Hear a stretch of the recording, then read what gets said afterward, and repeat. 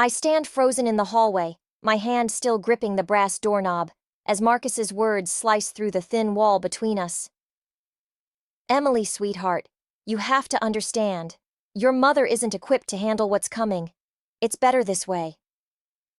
My name is Jordan, and until this moment, I thought I knew what betrayal felt like. I was wrong. Our daughter's response comes as a whisper, but the tremor in her voice carries straight to my chest. Dad, I don't think... Trust me on this, Marcus cuts her off, using that velvet-smooth tone he reserves for closing deals and winning arguments. Helen's already made the arrangements. Everything's going to work out perfectly. My mother-in-law's name hits me like a slap. Of course she's involved. Helen's been orchestrating family disasters since before I married her precious son.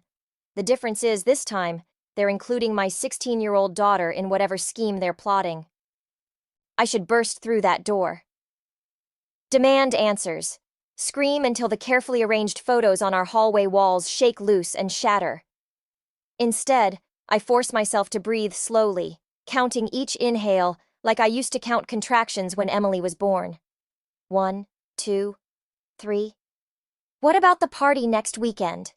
Emily asks, her voice stronger now. Won't people notice if... That's exactly why the timing is perfect, Marcus says. No one will question it. Your grandmother's thought of everything. I ease the doorknob back, letting it click softly into place. My fingers leave sweaty prints on the brass. 20 years of marriage, and I never thought to question why Marcus insisted on solid oak doors throughout our house. Now I wonder, how many conversations have I missed? The anniversary party they're discussing was supposed to be a surprise. I found the invitation draft in Helen's precise handwriting last week, tucked between the pages of her day planner when she accidentally left it at our house. 20 years of marriage, apparently worth celebrating only as a smokescreen for whatever they're planning. My phone buzzes in my pocket, a text from Marcus. Working late tonight. Don't wait up. I stare at the message, at the little blue bubble containing yet another lie. He's downstairs in his home office, plotting with our daughter against me. The realization settles in my stomach like broken glass. Emily's footsteps approach the door. I slip into the guest bathroom, closing the door with barely a sound. She passes by, humming that same nervous tune she used to sing before math tests. When I'm sure she's gone, I lean against the marble counter and study my reflection. The woman staring back looks exactly the same as she did this morning. Same shoulder-length brown hair, same green eyes, same tiny wrinkle between her brows. But everything has changed. My wedding ring catches the light, and I twist it absently. The inscription inside reads, "Forever yours." Marcus had it engraved himself, proud of the romantic gesture. Now I wonder if he was laughing even then, knowing how easily forever could be undone. The house creaks and settles around me. Familiar sounds that suddenly feel threatening. Somewhere downstairs, my husband is making plans to destroy me. My daughter is caught in the middle. And Helen, dear, manipulative Helen, is pulling strings I can't even see yet. I pull out my phone again and open my banking app. The joint account balance stares back at me, a number that could disappear as quickly as Marcus's loyalty. My separate account, the one I opened after Helen's last helpful suggestion about family finances, holds enough to give me options. Not comfortable ones, but options nonetheless. Marcus's voice drifts up from below, followed by the sound of his office door opening. He's heading to the kitchen, probably for his evening scotch. Right on schedule, because if there's one thing my husband values, it's routine. I straighten my shoulders and check my reflection one last time. The woman in the mirror isn't crying. She isn't broken. She's calculating, and that's exactly what I need to be. Whatever they're planning, they've forgotten one crucial detail. I've spent 20 years studying their patterns, learning their tells, watching them manipulate others. I've been the perfect wife, the understanding mother, the dutiful daughter-in-law. It's time they learned what else I can be. The invitation to Helen's house arrives 3 days later, hand-delivered by Emily with a forced smile that doesn't reach her eyes. Grandmother wants us all there for Sunday brunch. She says it's important. I study the heavy cream cardstock, embossed with Helen's signature flourishes. Everything about it screams trap, from the formal wording to the specific request that Marcus drive us there separately due to his early morning meeting. Did she mention who else would be attending? I ask, keeping my voice light as I watch Emily fidget with her phone. Just family. Emily's thumbs dance across her screen, but I notice she keeps glancing at me from the corner of her eye. And maybe some friend of Dad's from work. I think her name is Nora. The name drops between us like a stone in still water. I've heard whispers about Nora from the other corporate wives. Always perfectly dressed, unusually close to my husband's department, surprisingly single at 35. How thoughtful of Helen to include Marcus's colleagues, I say, sliding the invitation into my purse. You know how she loves to expand the family circle. Emily's phone slips from her hands, clattering onto the kitchen counter. As she reaches for it, I catch a glimpse of a text message. Everything's set for Sunday. Don't forget your part. Dad. I should go finish my homework, Emily mumbles, but I catch her arm gently. Sweetheart, you know you can tell me anything, right? Anything at all. For a moment, something flickers in her eyes. Fear? Guilt? But then she pulls away. I know, Mom. Everything's fine. I watch her retreat upstairs, her footsteps heavy with secrets. The house feels different now, like every room holds whispers I can't quite hear. I pull out my laptop and start searching for Nora Sullivan, Marcus's new project manager. Her LinkedIn profile is a masterpiece of corporate ambition. Her Instagram, carefully curated to project success and sophistication. But it's her Facebook that makes my hands shake. A photo from 2 months ago, at a charity gala I couldn't attend because Helen had insisted I help her with a garden party. Marcus stands in the background, his hand resting just a fraction too low on Nora's back. The front door opens, and Marcus calls out his usual greeting.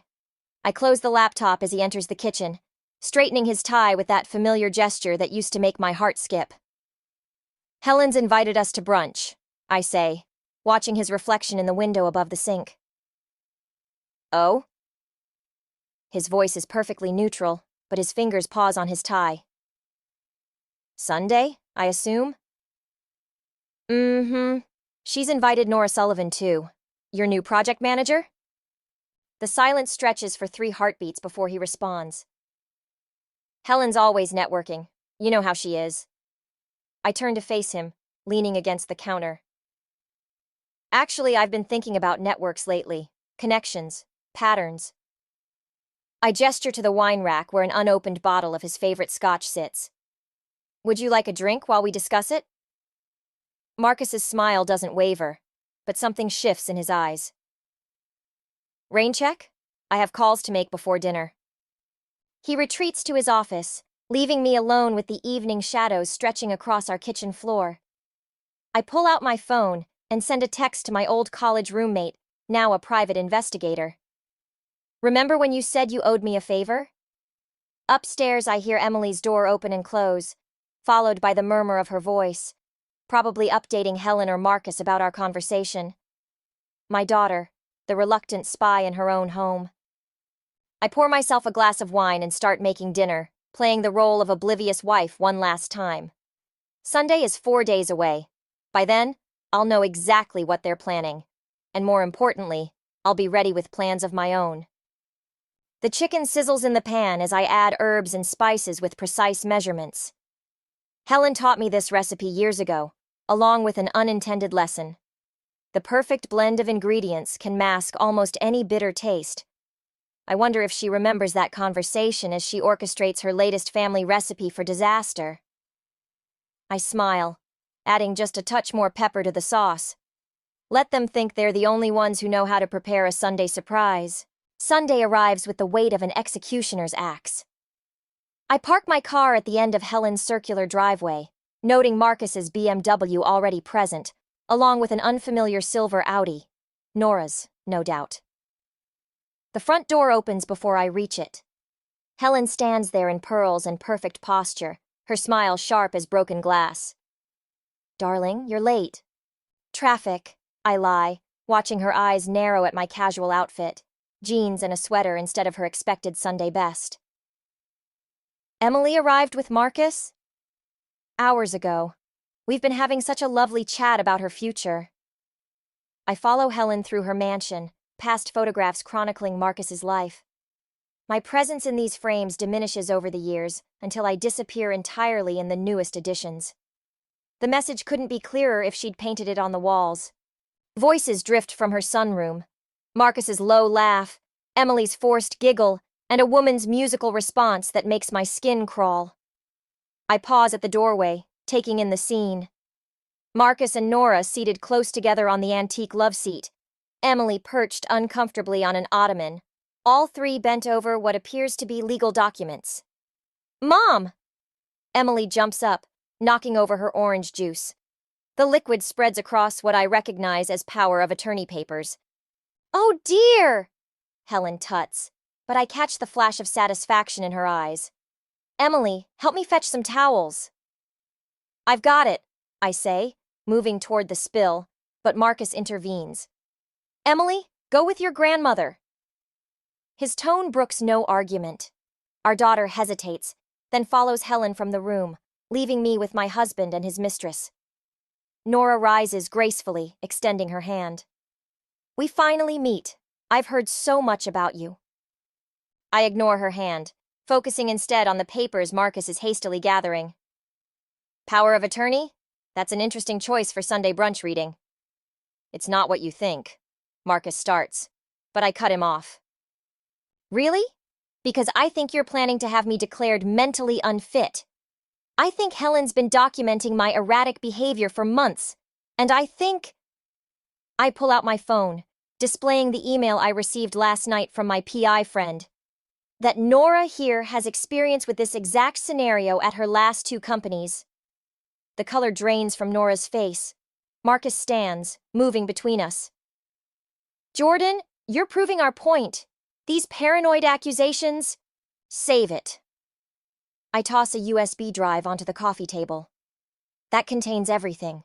The offshore account you opened last month, the apartment lease in Nora's name, even Helen's carefully crafted diary of my supposed instability. Did you really think I wouldn't investigate once I overheard you and Emily? "You've been spying on us?" Marcus's voice rises, but I hear the tremor of fear beneath his anger. "I learned from the best." I turn to Nora. "Did he tell you about his first wife? The one before me? Helen helped him destroy her too. It's their favorite mother-son bonding activity." Nora's perfectly manicured hands clutch her purse tighter. "Marcus said he'd never been married before you." "Check the drive. There's a marriage certificate from 1999. Helen probably burned all the photos, but paperwork leaves traces." Footsteps approach, Helen and Emily returning.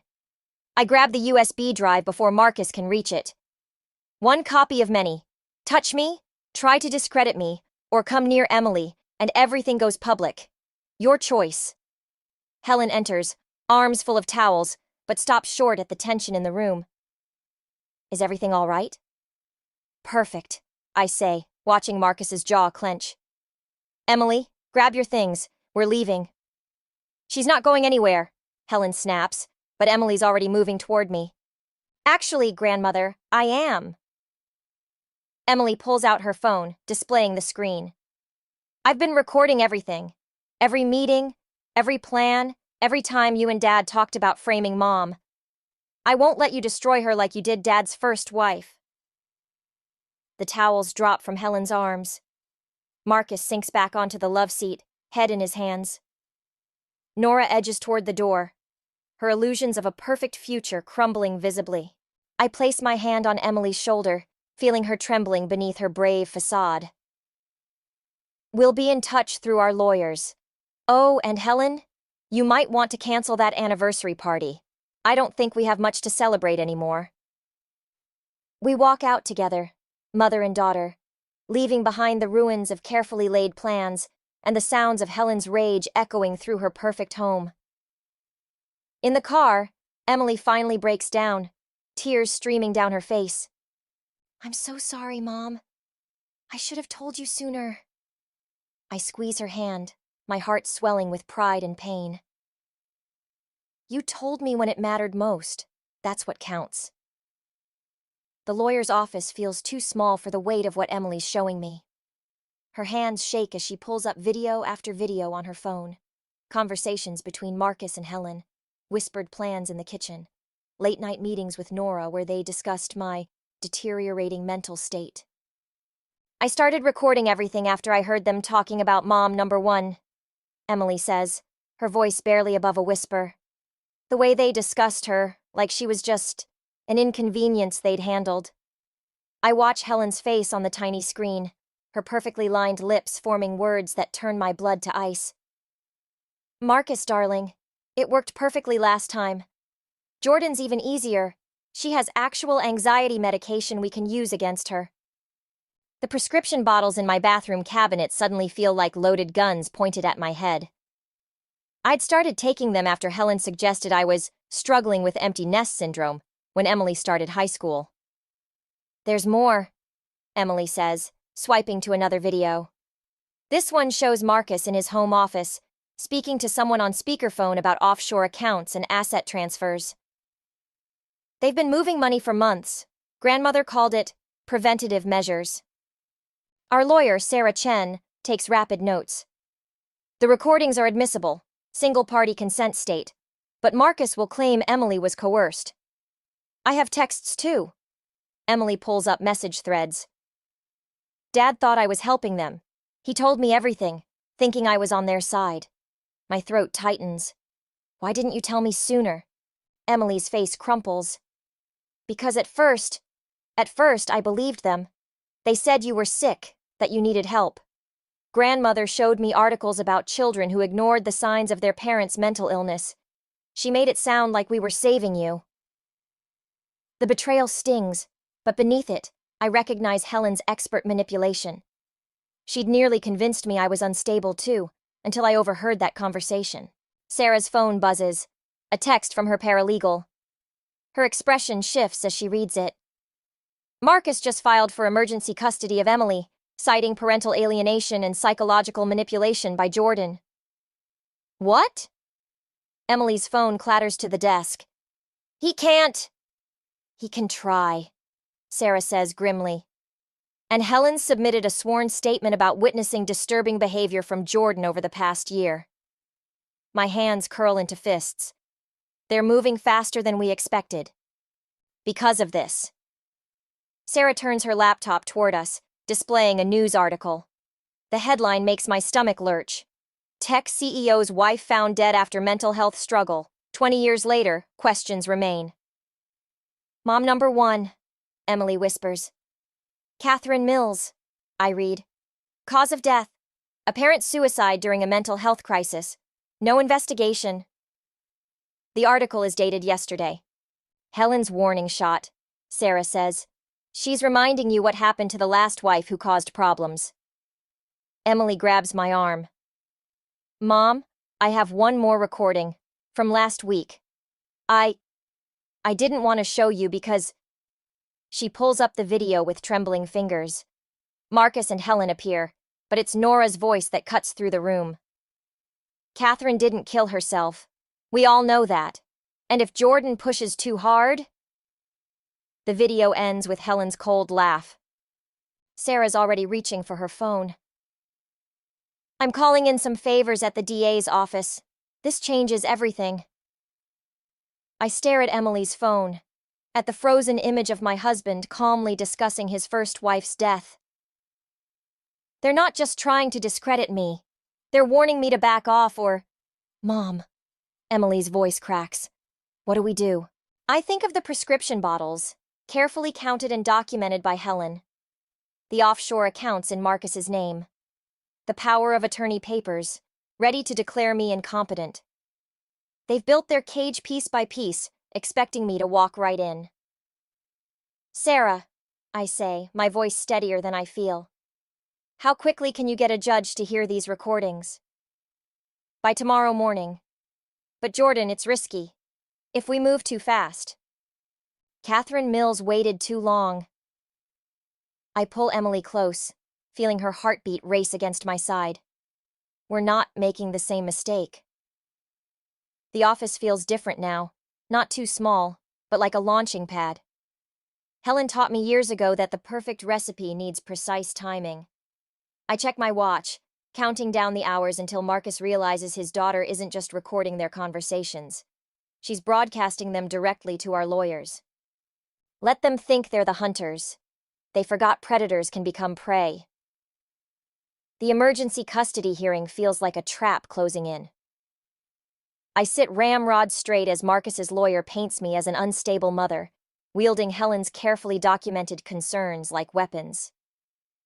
Emily's hand trembles in mine under the table as Marcus testifies about my paranoid behavior and dangerous instability. Then Sarah stands, and everything shifts. Your Honor, before we continue, I'd like to play something for the court. She connects Emily's phone to the courtroom speakers. Marcus's voice fills the room, discussing Catherine Mills's death with Helen and Nora. The color drains from Marcus's face. Helen, sitting in the gallery, clutches her pearls so tightly I expect them to snap. But it's Nora's reaction that catches my attention. She's already reaching for her purse, edging toward the door. Additionally, Sarah continues, we have evidence of financial fraud, conspiracy to commit medical fraud, and potential involvement in the death of Catherine Mills 20 years ago. The judge's gavel cracks like thunder. Chambers, now!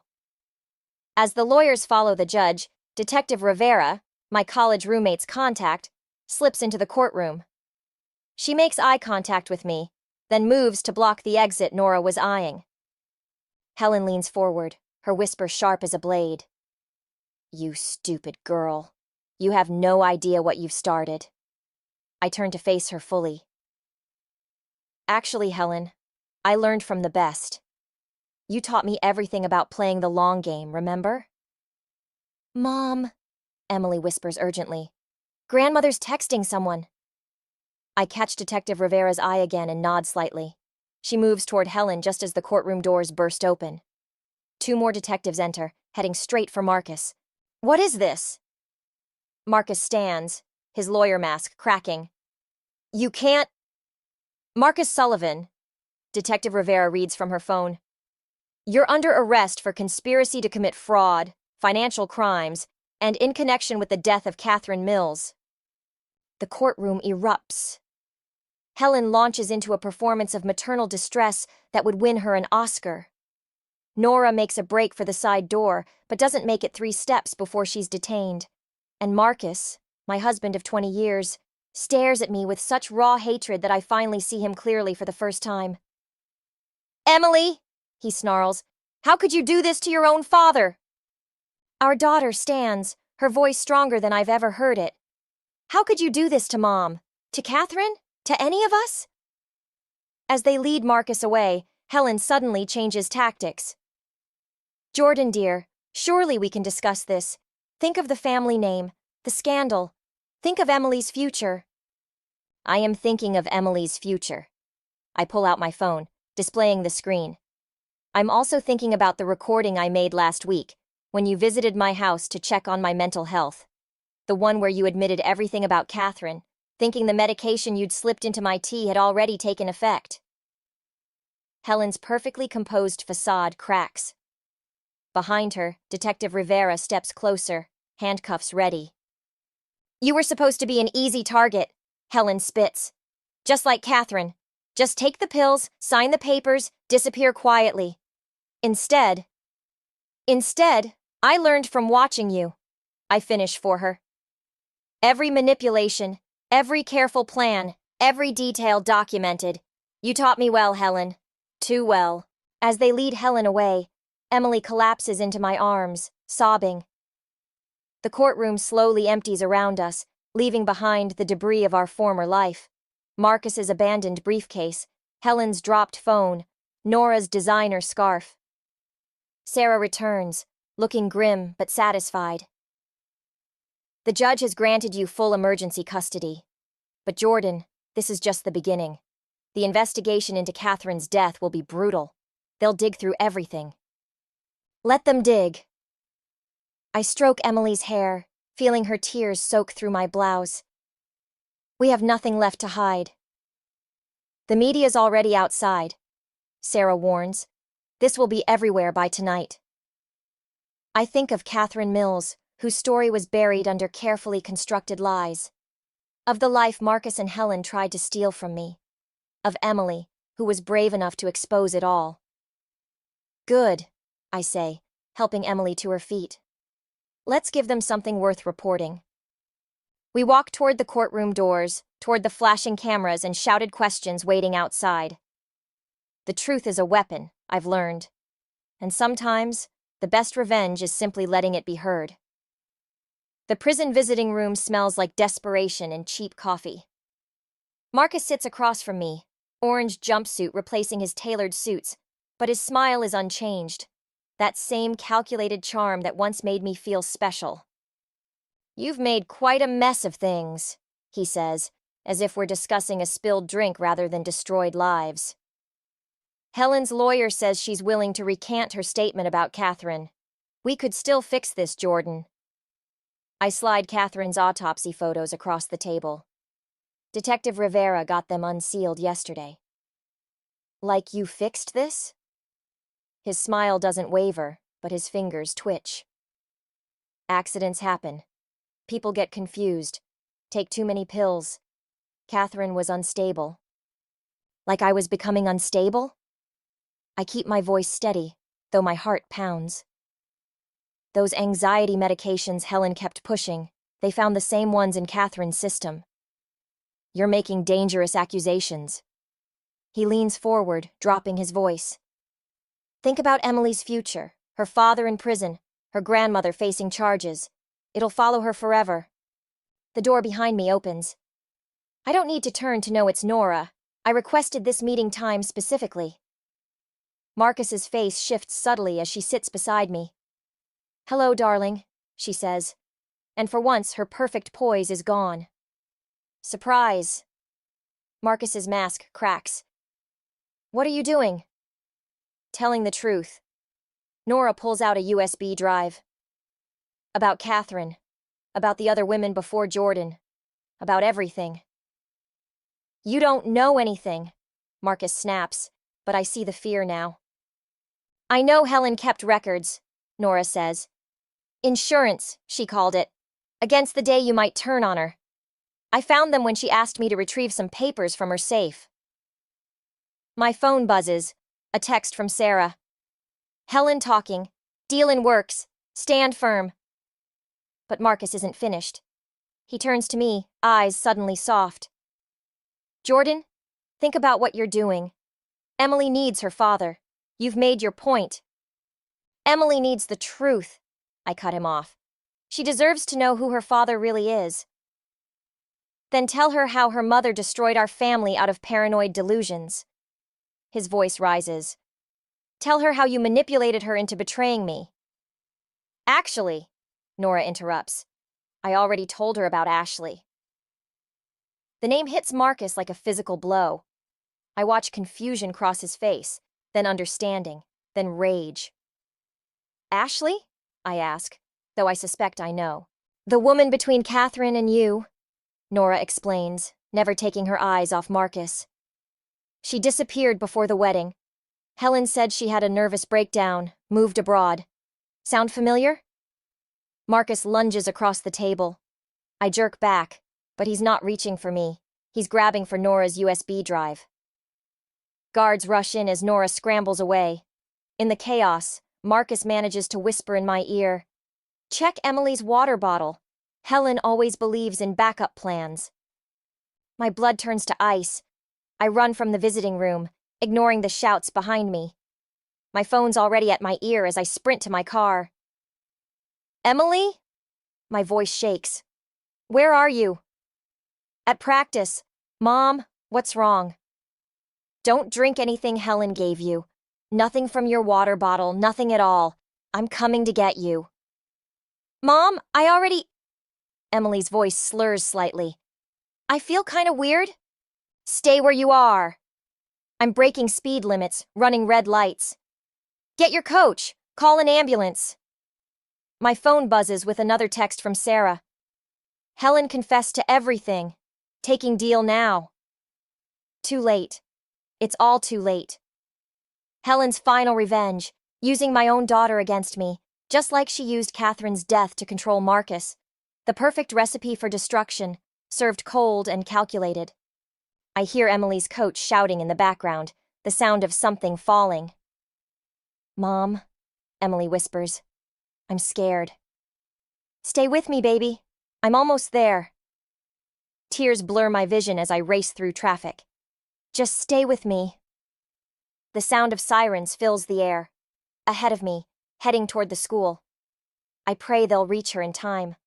All my careful plans, all the evidence gathered, all the justice nearly served, and Helen still found a way to take what matters most. The ultimate revenge wasn't against Marcus or Helen. It was against me, for daring to expose their secrets.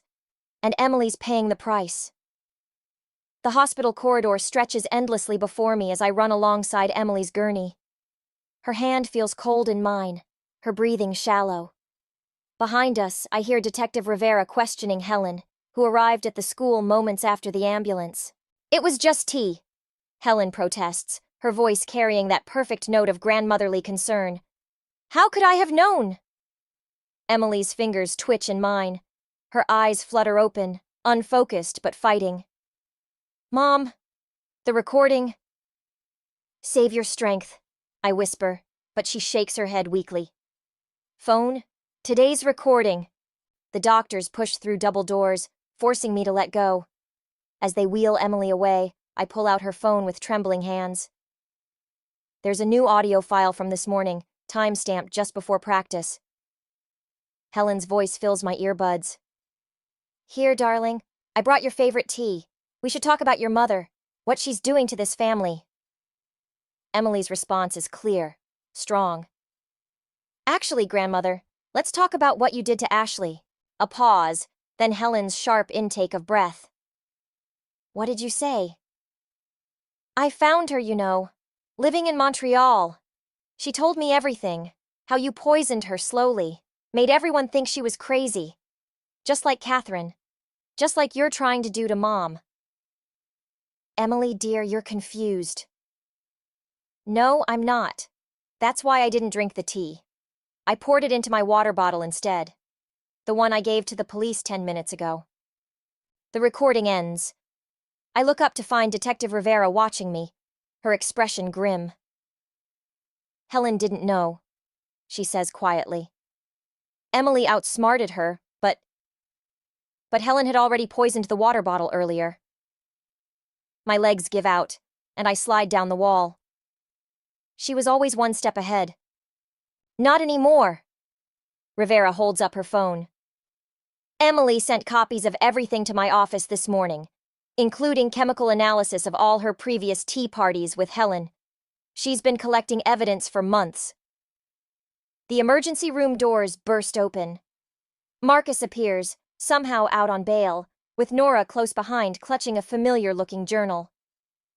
"Where is she?" Marcus demands. "What has my mother done?" "The same thing she did to Catherine," Nora says, holding up the journal. "Helen's private records, every poison, every plan, every victim, including the ones we didn't know about." Helen's voice cuts through the chaos. "You ungrateful children. Everything I did was for this family." She stands at the end of the corridor, handcuffs glinting on her wrists, flanked by officers. Her perfect facade has cracked, revealing something dark and ancient beneath. "Family?" Marcus advances toward her. "You killed my first wife, drove away Ashley, tried to destroy Jordan, and now Emily. I made you strong." Helen's voice rises. "Each time you chose weakness, I saved you. Catherine was beneath you. Ashley would have ruined everything. And Jordan was the only one who saw through you." Emily's voice comes weakly from behind us. She stands in the doorway, supported by a nurse, pale but alive. The doctors had caught the poison in time, thanks to her preparation, thanks to her courage to face Helen alone. "You taught me about family loyalty, grandmother," Emily continues. "About protecting what matters. So that's what I did. I protected my real family, My mom. Helen lunges forward, but the officers hold her back. Her carefully constructed world crumbles visibly, years of manipulation and control dissolving in the harsh hospital lights. Take her, Detective Rivera orders. As they lead Helen away, she turns back one last time. You'll never prove anything, she hisses. I protected this family for 40 years. You have nothing. Emily steps forward, stronger now. We have everything, grandmother. Every tea party, every special recipe, every conversation. I learned from you too, how to keep records, how to gather evidence, how to play the long game. The elevator doors close on Helen's face, twisted with rage and disbelief. Marcus slumps against the wall, the weight of decades of manipulation finally visible on his features. Nora quietly hands the journal to Detective Rivera and walks away, her part in this story finished. Emily falls into my arms, exhausted but triumphant. I'm sorry I didn't tell you everything, she whispers. I had to make her believe she was winning. I hold my daughter close, feeling her heart beat strongly against mine. You did more than that, baby. You broke the cycle. You ended her game. Around us, the hospital hums with life and second chances. Sometimes, I realize, the greatest revenge isn't in destroying your enemies, but in surviving them, in refusing to become what they wanted you to be. The box arrives on the day of Helen's sentencing. No return address, just my name in her precise handwriting. Inside, beneath layers of tissue paper, lies a leather-bound journal and a single envelope. Emily watches from across the kitchen as I open the letter. Should we call Detective Rivera? No. I unfold the paper, recognizing Helen's signature stationery. This is her final move. Let's see what it is. The letter is brief. Jordan, you won as I knew you might. This journal belongs to Marcus's grandmother. Read it carefully. Some patterns run deeper than blood. Helen. The journal's pages are brittle with age, filled with familiar observations. A wife who asked too many questions. A daughter-in-law who threatened the family's stability. Recipes for special teas. Careful notes about symptoms and timing. She wasn't the first, I murmur, turning pages. She learned it from her mother-in-law, just like she tried to teach Marcus. Emily takes the journal, her hands steady. A legacy of poison. The doorbell rings. Marcus stands outside, looking older than his 40 years. Prison and revelations have stripped away his polish, leaving something raw beneath. The sentencing is in an hour, he says as we let him in. I thought I needed to tell you both something first. Emily moves closer to me, protective. I notice she positions herself between Marcus and the kitchen, between her father and any source of drinks or food. Some lessons leave permanent marks. I found Ashley, Marcus continues. She's willing to testify about what Mother did to her, about what I let happen. It's too late for the sentencing, I point out. I know. This isn't about reducing Mother's sentence. It's about finally telling the truth. All of it. He glances at the journal in Emily's hands. I see she sent it to you. Did you know? About your grandmother? I suspected. Mother used to talk about her with such admiration. He runs a hand through his graying hair. I thought it was just stories. Until Catherine. Until I saw how easy it was to look away, to accept the explanations, to become part of the pattern. Emily places the journal on the table between us, a family history written in careful doses and calculated silences. Why tell us now? Because you broke the pattern.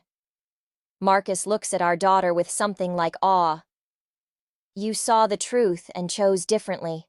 Better than I ever did. My phone buzzes. Sarah reminding us about the sentencing. As we gather our things, Marcus touches the journal one last time. What will you do with it? I think of Catherine, of Ashley, of all the women in that ancient journal. Detective Rivera should have it. Let their stories be heard. At the courthouse, Helen stands straight-backed and proud as the judge delivers her sentence. Life without parole, not just for Catherine's death, but for decades of calculated destruction. She doesn't look at us once. The media swarms outside, hungry for headlines about the socialite turned serial poisoner. Emily handles them with surprising grace, speaking about breaking cycles of abuse and the courage to face uncomfortable truths. Later, at home, Emily finds me studying the journal one last time before turning it over to Rivera. "You never told me," she says softly. "What was in the tea she gave you?